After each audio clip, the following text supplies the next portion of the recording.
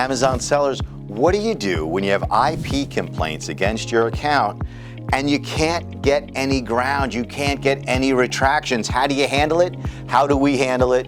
How do we get Amazon sellers reinstated every day of the week? Well, what we do is we document everything that we're doing.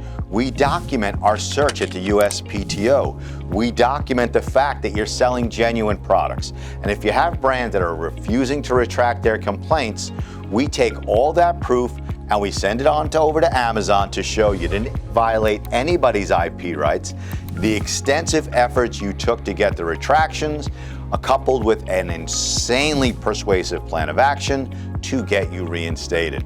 This is how Jacques Laveau, one of the insanely intelligent, well-educated members of our team, won reinstatement for a seller this week. And this is how you can get reinstated. You want more information? Please go to AmazonSellersLawyer.com. You can submit your case 7 days a week. You can text me, you can call me. We are here for Amazon sellers. I'm going to talk to you a bit about Zon Support, Z-O-N support.com. What zonsupport.com does is provide customer service specifically to Amazon sellers.